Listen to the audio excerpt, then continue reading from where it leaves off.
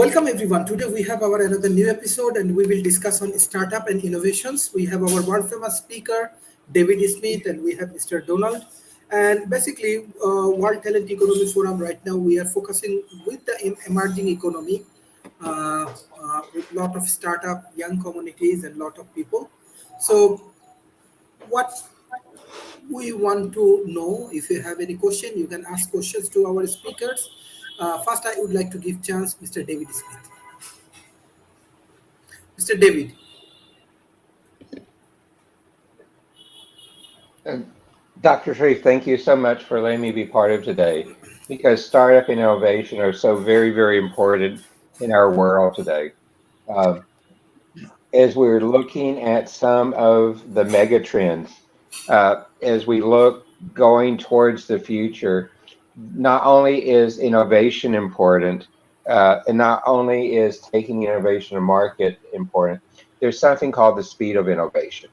Is that we're seeing with the growth of data, the growth of AI, the changing dynamics in the global marketplace. All of these things are coming together to create an epic center today where the ability to innovate, the ability to collaborate with others to innovate, to have rapid time to minimal viable products, to be able to see a global marketplace from very early in a company's life is really the next big frontier as we look at how speed of innovation is going to be a critical element for startups. It's going to be a critical element for large companies as well.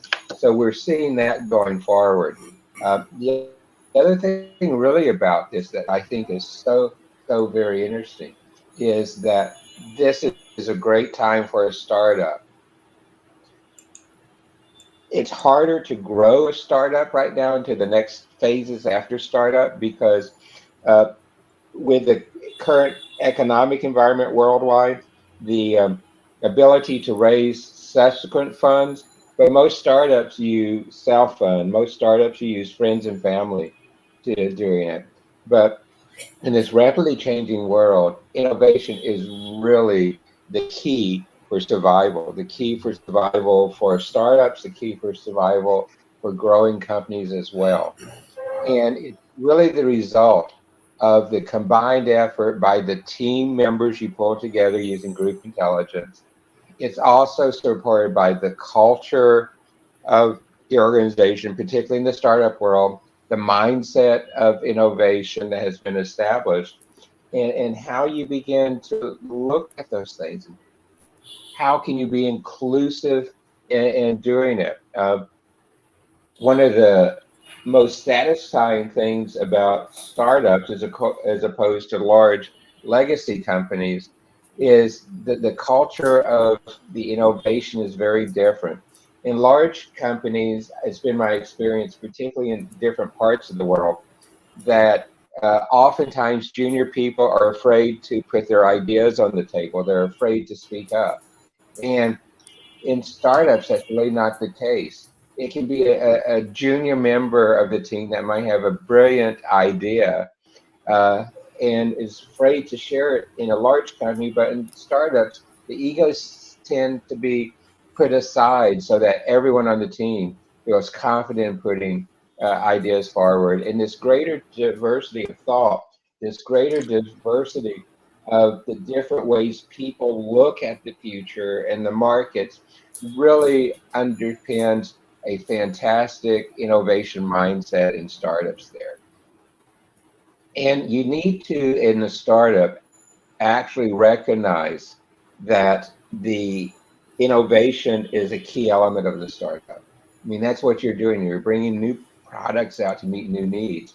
And and the challenge though with innovation startups is that you need to understand that different people, because your team size is small, have different strengths. One might be a great sales, one might be a great startup business person. Once you start to scale, you might need different people there to be able to work effectively across those areas. And the other really neat things today and I'm saying this from, kind of hate to say this, is having been in this space for a little while, is that you can innovate globally now. In my different companies that we have, I have development teams all around the world. I have development teams in North America. I have development teams in the Caribbean and South America.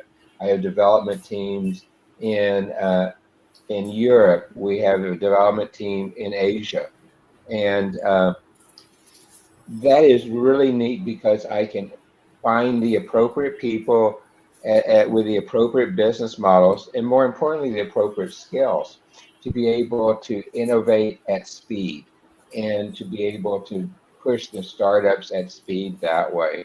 And it's just one of those things that I love the old Nike commercial which says, just do it.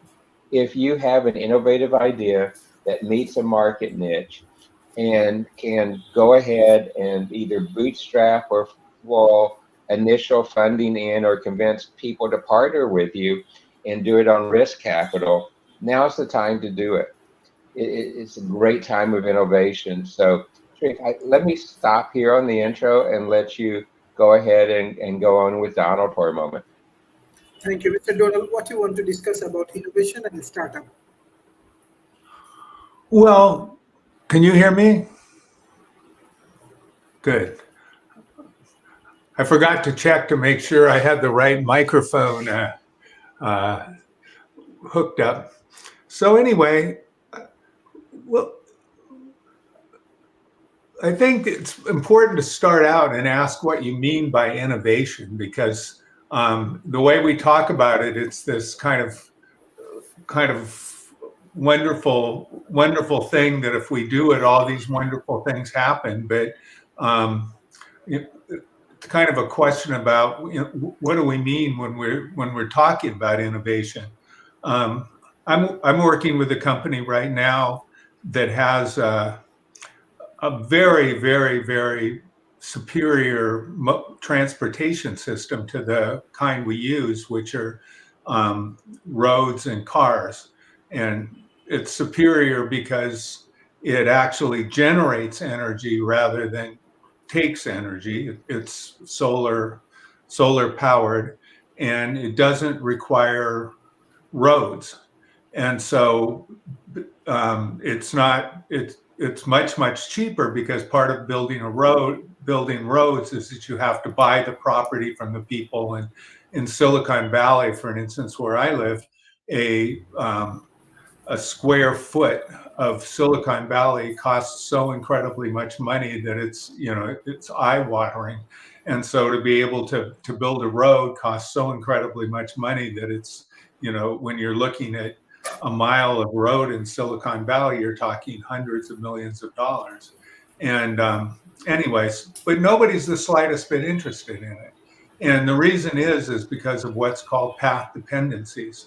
There's been, over the years, what's wound up happening is that we've got a system of roads already. And we have companies that build cars that go on those roads. And we have companies that finance people who buy the cars that go on those roads. And we have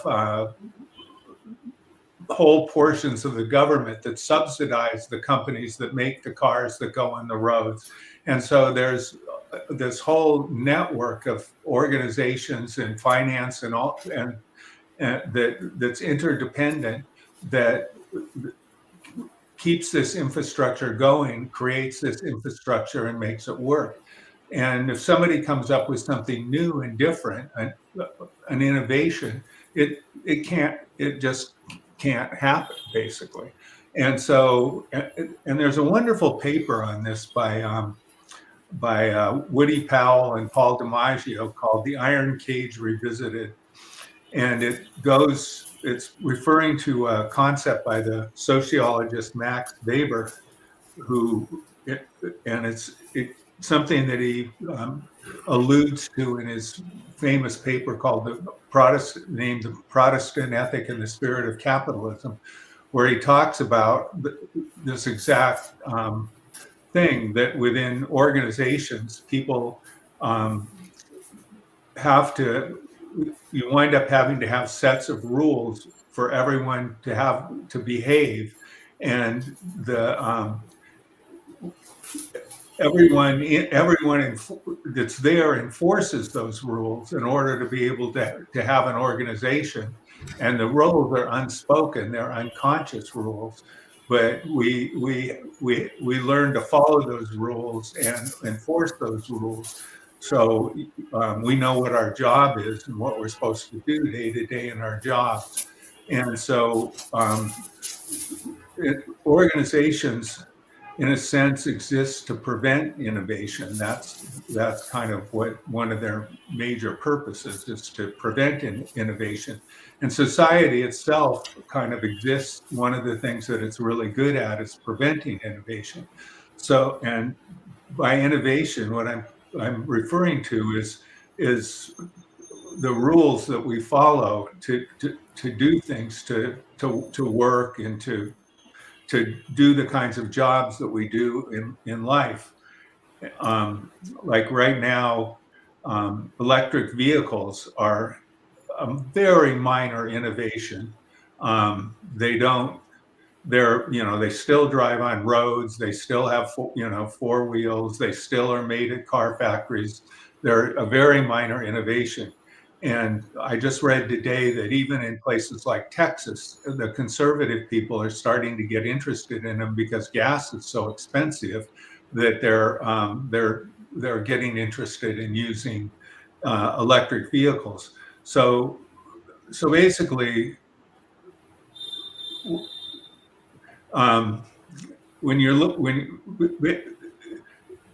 if you can find a problem that's not too big of a deal, that you're not changing things too much, and you can solve a problem, you can.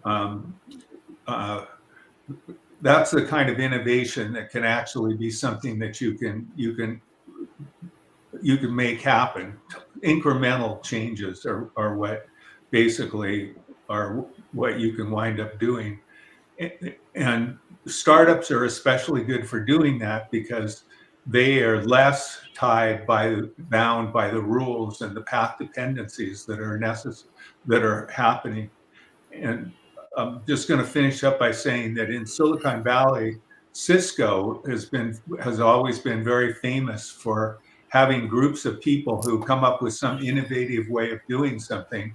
And rather than having Cisco itself do the innovation, the people at Cisco with the new way of doing things quit, and they start a company, and that company's customer is Cisco.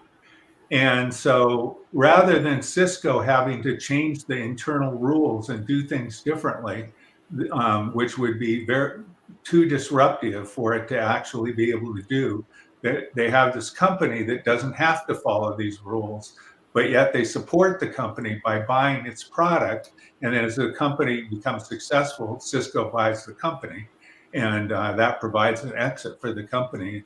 So that's a way that to understand that innovation is something that people really don't want, and it's something that's very difficult to do within the structure of society, but that startups are a way of making that happen because you don't have to follow the rules necessarily, and that's kind of how startups and innovation fit together. Thank you. Thank you. Mr. Eric, what you want to discuss about startup and the innovation procedure?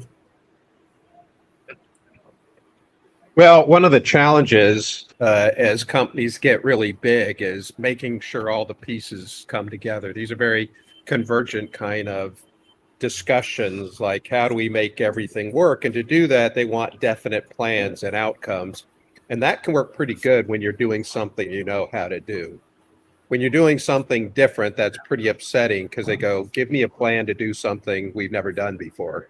And it has to be exact, and we want the right numbers and the time frames. And if you say, well, we can't do that because we haven't done it before. So the kind of mindset that likes this great planning, which is very important to make everything to come together, is the opposite mindset as well, let's come up with a process to figure it out where we change and we kind of have a path roadmap how to get there, but we don't know how to get there yet. That's where startups come in, is saying, let's do something different. So the one kind of innovation is let's do something no one's done before. And that's where startups also really excel, as long as they have the resources and funding to figure that out. The other kind of innovation, though, is, well, let's just kind of go the same place, but let's do it differently. We're going to connect, like Amazon, we're going to connect the stores and the customers, same and delivery, and we'll do that all together. So, so innovation can come in just communications, the way you talk, the right kind of conversation to have with certain groups of people or certain types of customers, or how to communicate internally. So that the way you communicate and what you communicate about becomes almost have its own, or is almost a resource of its own. And that's something that I think, as Donald was saying, companies have a really tough time changing. No, this is how we communicate to do what we're doing now. They don't like the new kind of communication, a new type of workflows or businesses. They want to, and I've seen a lot of the big companies fail, where they acquire a company and they say, oh, now communicate our way, do things our way. And one of the resources in that market was, who are the pieces? How do you communicate with them? How do you tie them together? So that's one of the resources. So startups often will just say, we're going to do this a little differently. We're going to make it simpler, easier. We're going to speed communication. We're going to hook people up. So when it comes to innovation, it doesn't have to be big. Doesn't have to be it can be a very small change and have huge effects. And so a lot of companies can just see a problem where it takes too long to do something. It's too expensive. They can shorten a logistics cycle or a value chain. They can do it in less steps. But again, as I think Donald was saying, the big companies don't like that kind of change. They're like, here's how we do it. We're going to do this slow evolutionary change. Where startup companies can try something and fail and try it again and change it up till they figure out how it works. The other problems with innovation is, the problem with innovation is it eats how you're doing business right now. It destroys it. So if you're going to innovate, that means you have to give up some bit of what you're doing right now. So you have to realize that your company, we saw that all through the computer industry with, big floppy drives, small drives, hard drives, solid state drives. A company gets invested in a certain thing, and this other newcomer comes that doesn't seem to have the capability, and all of a sudden it gets good enough and whole industries go out of business. I mean, you have trouble finding a VHS tape or a floppy drive, or even a CD or DVDs. Or like, who does that anymore? Like, I'm not sure I know how to write it. I have a checkbook somewhere, but I'm not sure I know how to do that very well anymore. And so, these things change. So innovation can come very quickly by taking something that isn't big right now, but once it reaches a certain level that's good enough, it'll replace something that is actually better. So it's kind of an innovator's dilemma, which is a great book. So I guess that's my real cut on innovation, is there's lots of different types of innovation, but you're combating different mindsets. The mindset that likes to figure out how to put things together, very convergent conversations, and divergent conversations of how are we going to do things differently. And eventually you have to bring those together too. But a lot of companies right now are doing what Donald said, with the idea of we're going to do an internal startup. And they kind of have a sandbox where they can actually go out and start company internally, with the idea that if it works, the big company will acquire it without them having to quit. And then companies like Qualcomm encourage their people to figure something out and quit and then go be their customers too. So you're kind of doing this internal innovation, but the success for that usually create a sandbox where they create a space where people don't have all those rules. So with that, I guess I'll turn it over to Fred. Thank you. Professor Fred Philip, thank you for joining today's session. What you want to discuss about startup and innovation procedure? And I think you already visit Bangladesh, so you have better understanding about Bangladesh. Maybe you can share something up for our audience. Well, thank you, Sharif. And fellow panelists, hey, it's good to see you all. It's been a while. I'm joining you today from Santa Fe, New Mexico. I was driving the highway when Sharif called, and I had to find a shady place to park. I hope nobody will chase me off of this because there's not much shade to be had here at in midday in Santa Fe. Innovation and entrepreneurship are just so hugely important. The institute that David Smith and I have been involved with since the 1970s was a pioneer in advocating for innovation and entrepreneurship and developing curriculum for those topics. And glad to see that we've won that battle because every university in the world now is offering such curriculum, and they are and young people around the world think that entrepreneurship can be the way of life that's right for them. And people who get laid off, like people in the latest tech layoff wave, say, oh, yes, I see the path forward to start my own company. So in all these years, we've seen the dark side, and it makes me a bit tired of teaching entrepreneurship, I have to tell you. We get young people excited about entrepreneurship when it really doesn't suit their personality, and it causes them to waste a small number of years, to be sure, doing something that they're really not suited for, and then see it fail. We see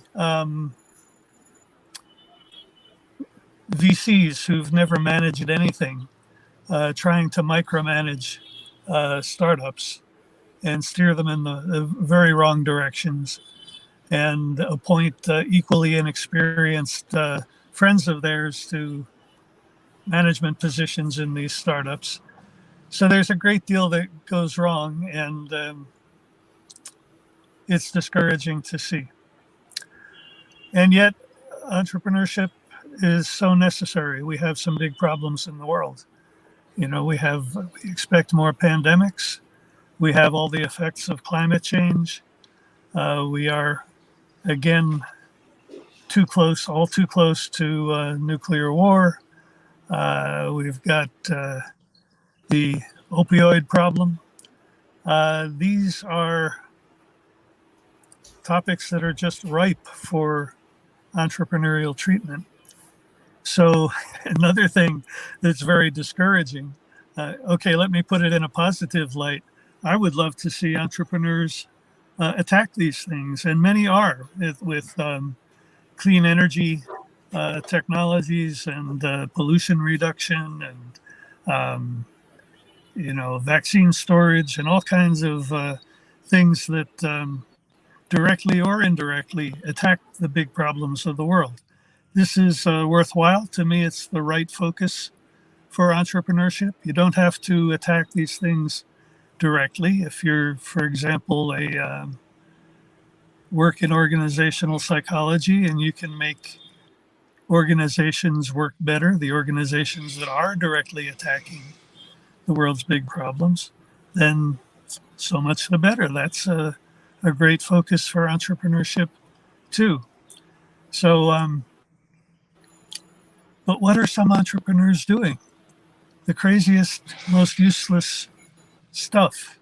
One wag said that entrepreneurs are writing apps to do stuff their mother used to do for them, meaning apps to pick up their laundry.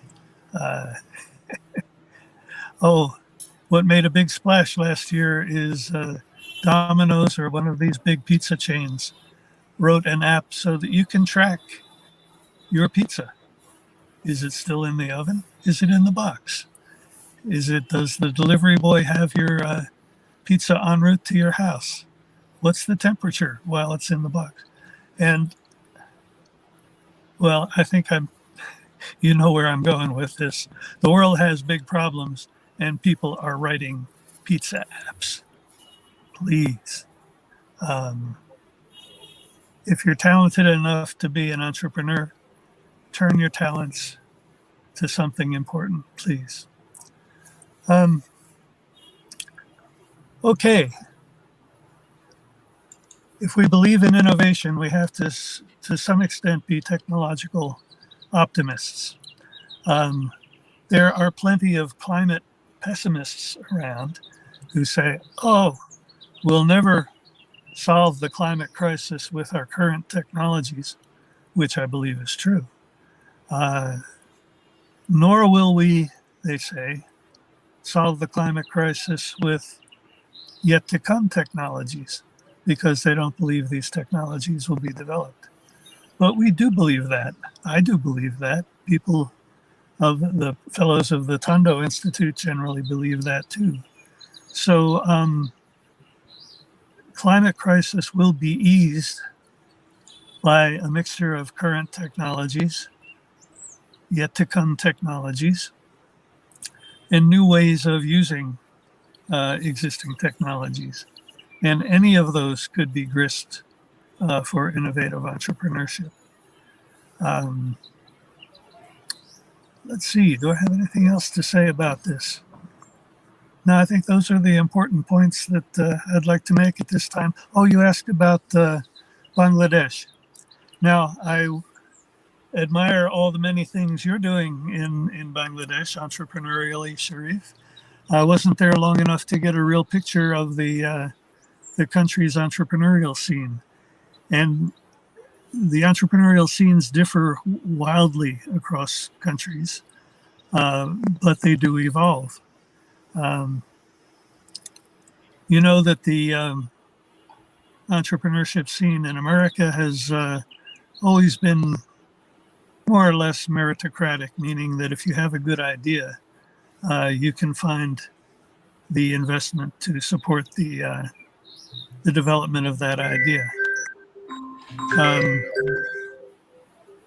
David and I are from Texas, and Texas has a particularly enthusiastic culture when it comes to entrepreneurship, because it stems from the state's history in oil wildcatting.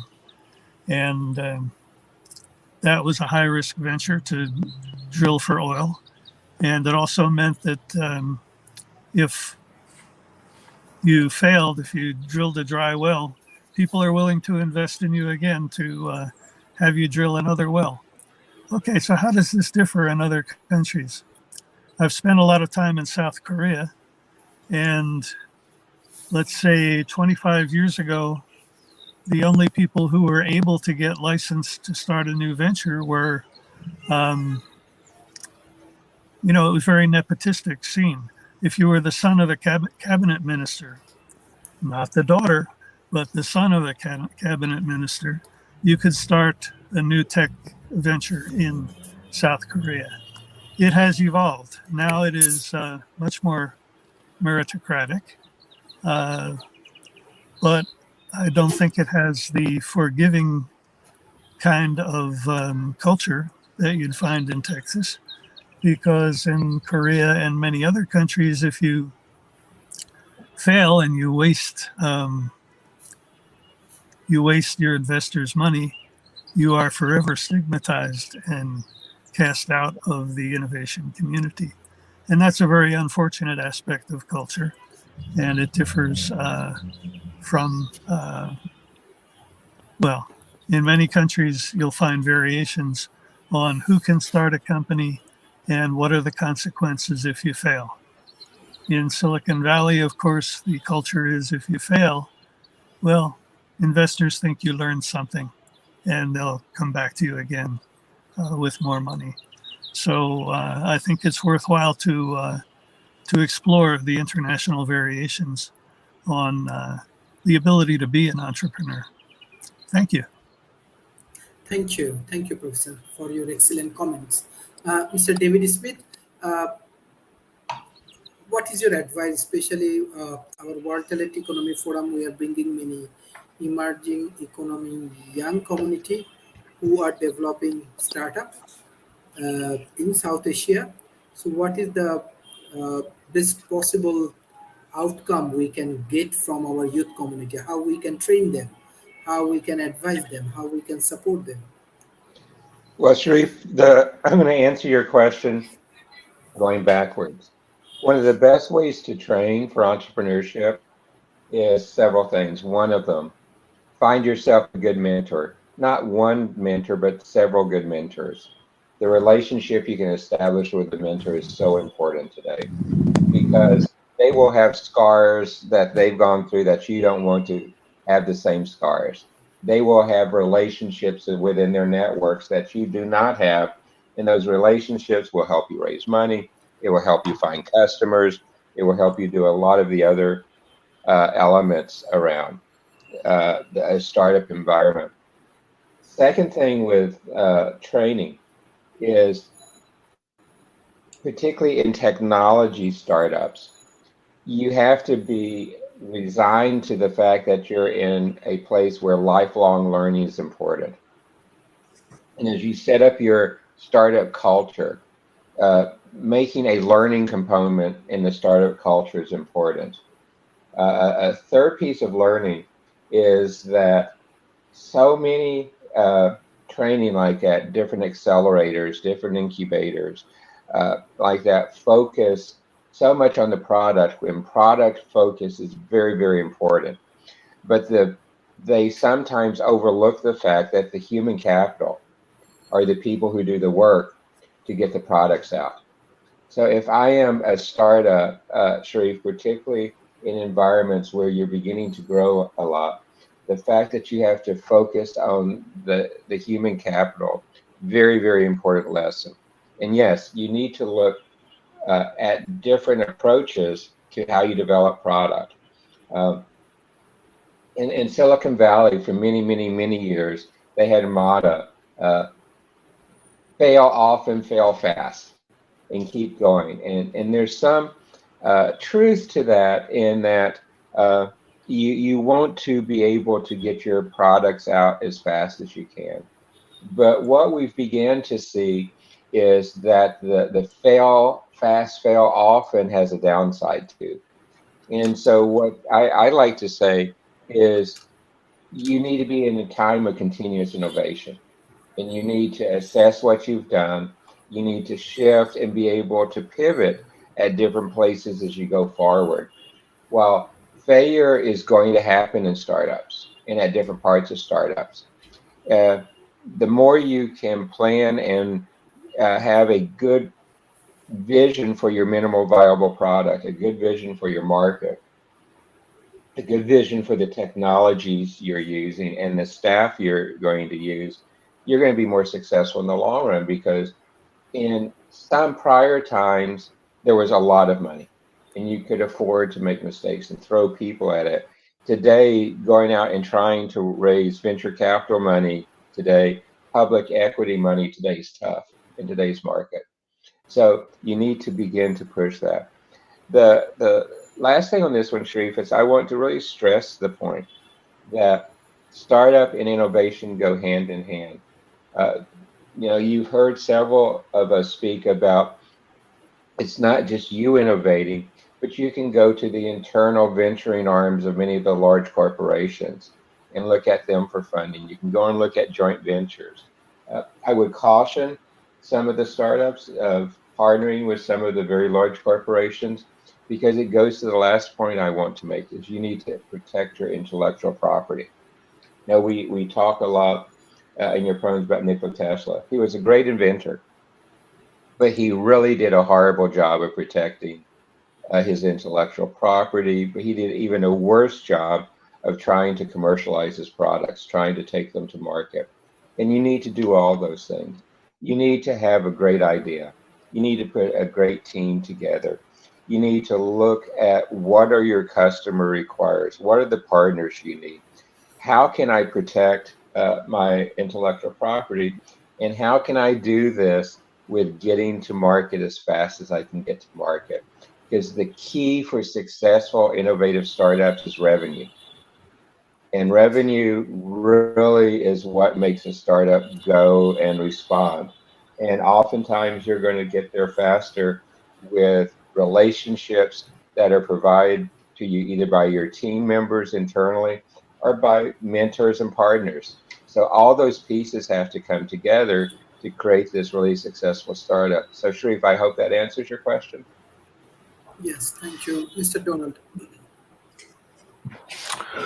Well, kind of taking off from what others have said, if you think about all the things David just said, how is it that somebody's going to know how to do all those things? It's kind of tough.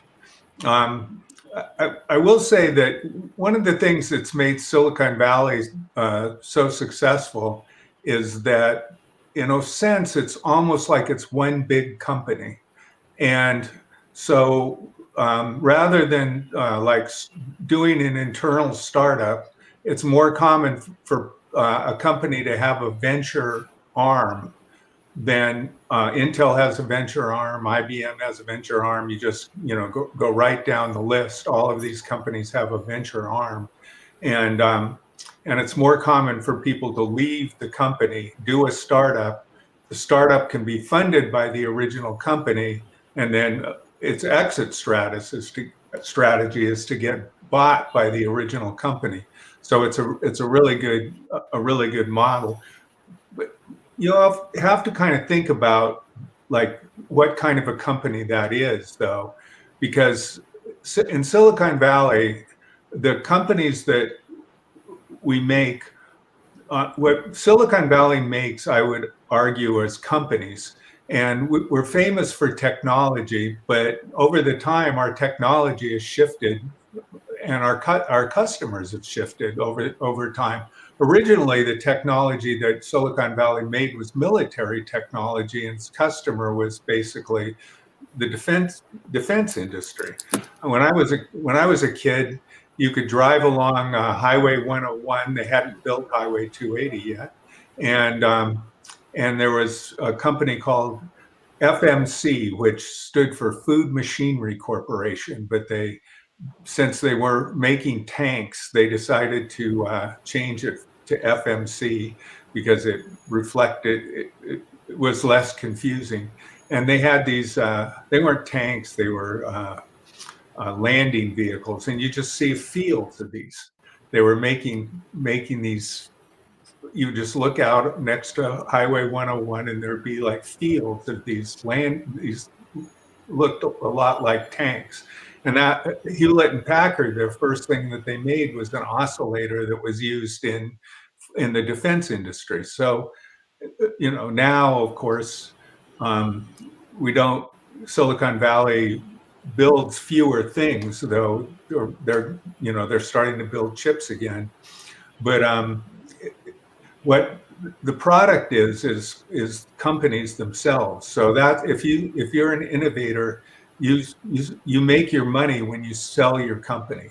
So you either sell it to a bigger company like Google or Apple or something like that, or you sell it to the public markets, which is what doing an IPO is. It's just selling it to a lot of people who all buy a teeny piece of it. And so that model doesn't necessarily work for everything. And there's entrepreneurs also make companies that it sounds a little disparaging, but we call lifestyle businesses. So an entrepreneur can start a company that is provides them a good living and might provide quite a few people a good living. So, for an instance, you start a simple example would be as you buy a Starbucks franchise or two, and the business. The point of the matter is the business keeps running, and as the business runs, it provides you income, and you take the income from that business and you live on that business. So you might do light manufacturing. You can do a service business, a lawyer, a lawyer, a consultant, many people. There's many kinds of businesses. The point of the matter is that the business itself provides you with an income. You live on the income of the business that you started. And people who start those are entrepreneurs too. That's a different kind of way of business. And it's perfectly reasonable and legitimate thing to do. It's worthwhile thinking about what you're trying to do.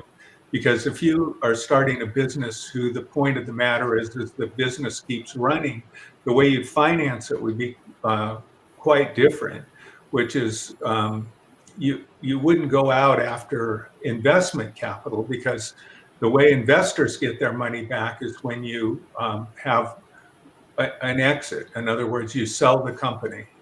And but when you have a lifestyle business, or you have a business that you expect to just keep going, you can go to a bank and you can borrow the money, and you say, well, my business is going to be making a certain amount of money every month, and a percentage of that money can be used to pay back a loan if you loan me the money to get this business started. And it's a different way of a different kind of business, and it's a different way of doing things. As far as innovation is concerned, as I pointed out in the first place, there's certain kinds of innovation that are just too big. The whole structure of society is organized around things being a certain way. I mean, right now we're having a heck of a time changing. We're faced with this climate crisis that's we're in very serious condition right now. And it would be very valuable of us to make very dramatic changes as quick as possible. But there's a huge industry, the petroleum industry, that has lots and lots of money, and owns lots and lots of politicians everywhere in the world. And if we want to change and get them to stop doing something or change things, it's not just them, but it's all the people that they employ. They say, well, I don't want to lose my job. I don't want to change things. So everything, we're kind of stuck in a way of all of these networks of people who are making their living or more than making a living, have gotten fantastically wealthy based on this, that have to change. So an innovation in that particular space is pretty tough to get any traction, to move anything. But as somebody else pointed out, there's little innovations, and so what you call that one would be a disruptive innovation, where you completely disrupt the industry and make it go, change dramatically or even go away. But then there's incremental innovations, which are innovations where you just do one thing better. And when I lived in Finland, they put a lot of effort into the idea of incremental innovations, because they do manufacturing there. The cell phone, commercial cell phone, basically came from Finland, and and in that particular case, when you're making something, as somebody pointed out, if it takes 5 steps to do it, and you figure out a way to do it in 3 steps, you can save money. And in the town where I live right now, there was a Wrigley's gum factory, and just those little sticks of gum that you get in a packet, that are wrapped in the little pieces of silver foil. And they had a way of making it that was fraction of a cent cheaper than anyone else that made gum could do it.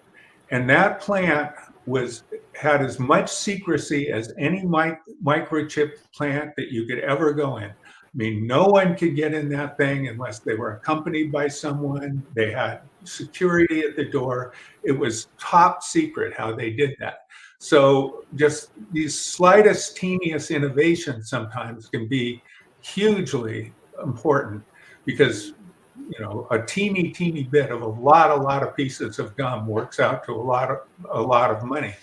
And so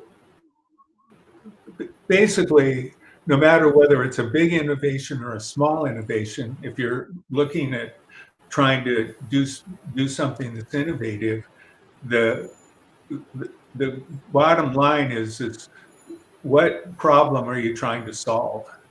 And if you are clear about a problem that you're trying to solve, it's easier to develop a story that you can tell people and convince them that what you're doing is of some sort of value.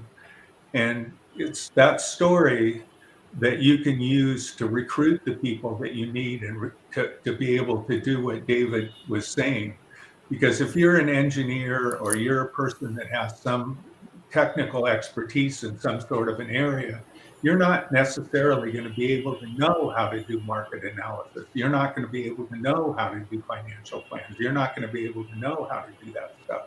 And you can't really develop a company unless you have those skills. So part of being an entrepreneur isn't just having an idea and knowing how to solve a problem, but it's being able to have the humility to be able to understand that you need help. And mentors can help you understand what kind of help you need. But that's an important part of it. I will say that it's a very standard thing in Silicon Valley for people to get electrical engineering degrees and then go back and get their MBAs.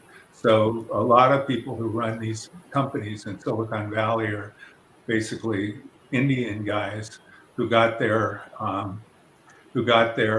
EE degree at IIT in India, and then came here and got their MBAs at Stanford. And that's a very, very common. And so you need to be able to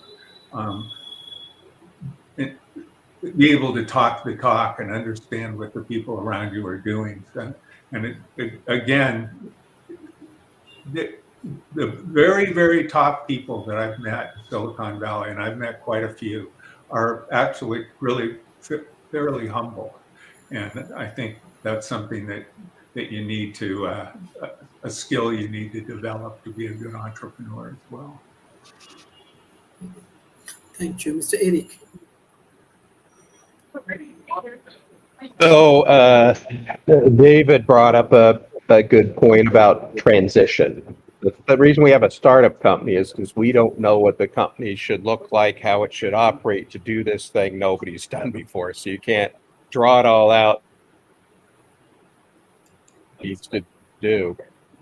Uber might not have said, "Oh, we need to background check drivers." That might not have been the first thought. And how do you build a department to do that kind of thing? So you're going to have to transition all the way through and everything from the leadership, the organization, to marketing and sales and production and customer support. It's all going to have to change, and you don't know where that is. That being said, the first real challenge is, are we making the right thing? Something somebody wants or something to do. There's been a lot of cases where very talented entrepreneurs, very skilled, put all the ingredients right, and product fails because it turns out that people didn't really want it. Somebody has said the first job as an entrepreneur is to find out whether you're right or the world is. Hey, I think they need this thing. And the demand signals are often very confusing and wrong. If everybody tells you, "Oh, I'd buy this thing, it's great," that means very little if you're doing market analysis, because people say that then not buy anything. My first startup company, we had to try 3 times to come up with the right thing that people wanted and had money. Would not only did they want it, they would pay for it. So, we had to pivot several times. So that's the real challenge. And you're either in that point, either you've got a solution that you're looking, you're looking for a product problem, or you've got a problem and you're looking for a solution. So either you have some technology to do stuff, which is actually what we did in our first company, had this great solution. What do we apply it to make money? In the other case is people saying, oh, we have this problem. How do we build a solution for it? Sometimes that's easy. We'll go out and grants will go out and say, we're looking for something like this. If you have a solution, talk to us and we'll fund it. Actually, we're doing that in the second thing. Once we had this thing, we actually went to a call from Panasonic, who was visiting looking for things, and that's us. So in that case, they had a problem, we had a solution. So that's a real tough thing, is finding out what you think the market needs. But here's the part that most people don't realize, and I've worked with lots of startup companies, and when they finally build something that works and it's great, that doesn't mean people will use it anyway. You have to think or behave differently. A lot of times you work to get them to actually think and act differently.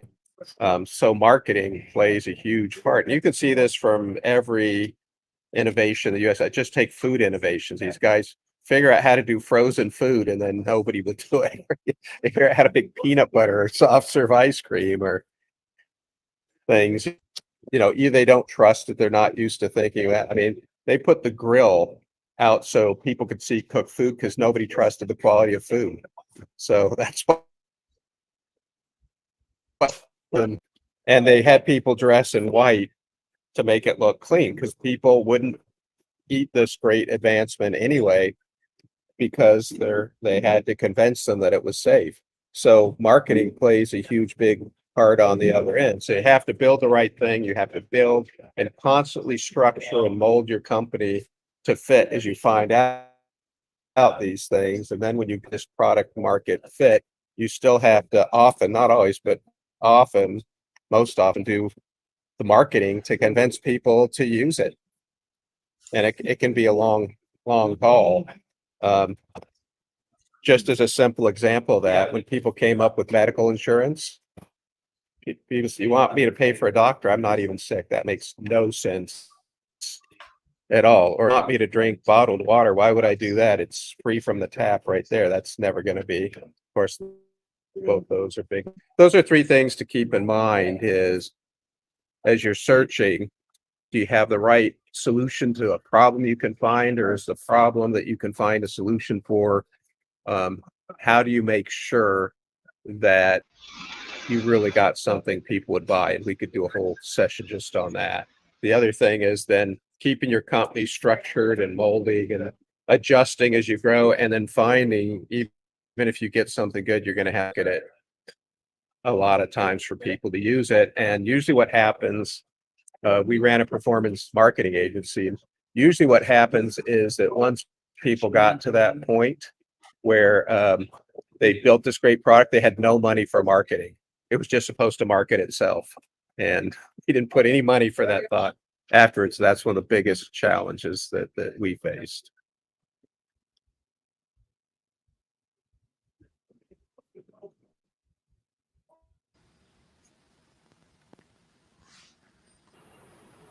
Professor Fred, what's your concluding remarks for today's session? Well, this has been a very stimulating panel. Thanks, everybody. Yes, in terms of, let me pick up on what Eric was talking about in terms of product market fit. Let's imagine those guys who were designing the app to have their laundry picked up. Who would be the target market for that app? Young, single male nerds who are rich enough to have someone else do their laundry. That's not a huge market. All right. So I think a key to product market fit is to have diversity of your development team, and actually diversity of the whole management team in your startup business plan. So if everybody on your team is your fraternity brothers, forget it. I mean, I wouldn't invest in something where all the faces on the team looked the same. Let's see, on another matter, I mentioned the oil wildcatting tradition in Texas and how it informed the entrepreneurial culture in that state. Donald mentioned Finland. After I left Texas, I lived in Oregon for 9 years. Oregon, like Finland, is heavily forested and also excels in communication technologies. And the reason for strong communication technologies in Finland and in Oregon is because of the forests, and they originally developed radio technology that was especially suited for communication between forest ranger stations that might have been very far apart. Okay, so that history matters, is my point. And if you're going to start a company, look at the history of your country and your region. See if it has particular strengths that you can pick up on, because that will be easier than trying to totally reshape the entrepreneurial ecosystem of your country. I mentioned also that we talk young people who shouldn't be entrepreneurs into being entrepreneurs. Check yourself if you're planning to start a company. 40 years of scholarship, we know what the characteristics of a successful entrepreneur are. Take a personality assessment. You can find the right kind of assessment instrument easily on the internet, and figure out if it's for you. Figure out, are you a creator or an inventor or an innovator? And understand that those are three different kinds of people. Okay, creators have new ideas. Inventors figure out how to build a machine that instantiates that idea. But if you can't figure out how to bring that benefit to other people, you're not an innovator, you're not an entrepreneur. Might as well call you a wizard. Okay, so creator, inventor, innovator, all different things. It was mentioned about protecting your intellectual property.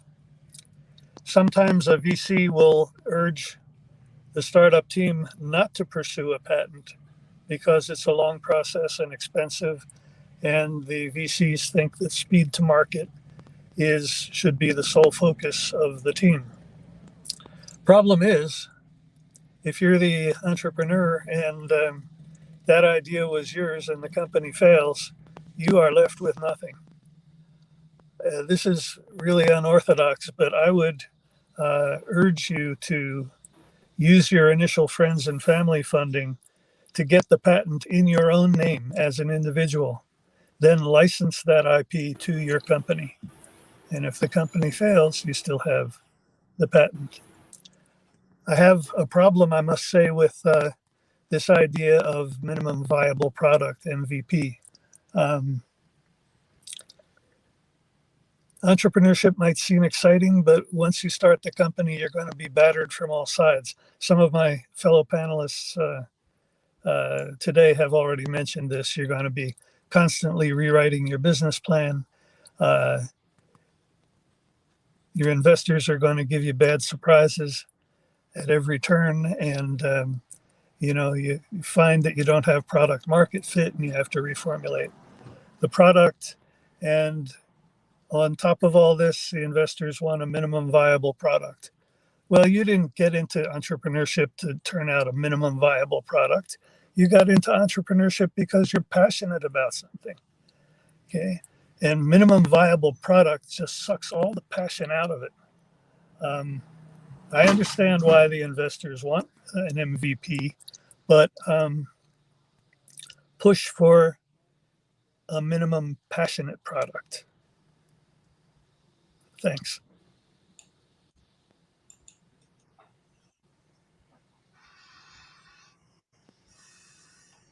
Where did Sharif go?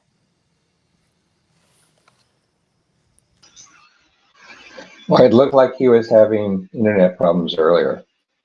Okay, shall we? Guys, I think this has been a great panel today. Thank you for all the great information.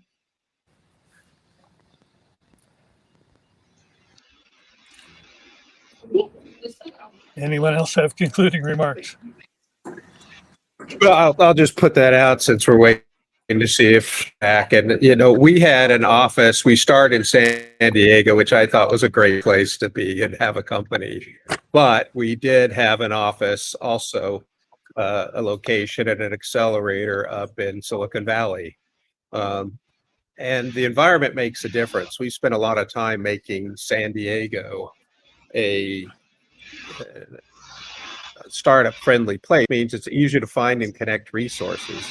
But as good as we've gotten, it doesn't come close to Silicon Valley. I mean, if I'm looking for an software developer, it might take a while, but in Sally, you could find that in a day. So when we were up there, it was just things were so, because that's how it evolved. It evolved with this idea of, here's this demand signal coming from the government.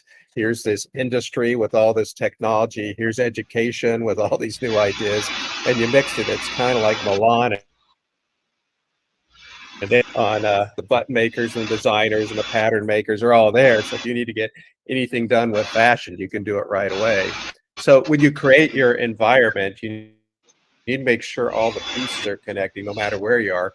The advantage of that is a lot of that can be done virtually now.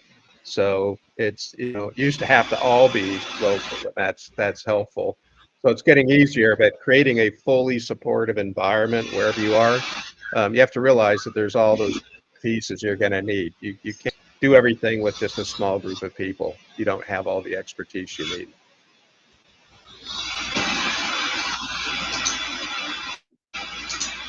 Yeah, I really want to second that. I was part of a research group at Stanford called the Silicon Valley Network Analysis Project, where we were looking at how various social networks inside of Silicon Valley help make Silicon Valley what it is. And there's some of the networks are networks of immigrant networks. For instance, there's an organization called TIE, which is the biggest networking organization in the world, and it stands for the Indus Entrepreneurs, and it's in, I'm sure it's in Austin and other places as well, but it's a networking organization of Indians, and there are some powerful people in that organization, and people wind up like helping each other. And I jokingly say in Silicon Valley, if you want to open a marketing channel into China, you could probably find somebody in the restaurant that you're in that could help you do it. And that's just, and one of the things that I personally, from the research I've done, think that it is very, very difficult to duplicate, because everybody wants to become the next Silicon Valley. And I've gone around and given talks in Austria and Finland and Germany and various kinds of places about Silicon Valley. And everybody wants to be, start their own Silicon Valley all over the United States. And Silicon Valley got to be the way that it is organically. So it's and what the key element is it's serendipity.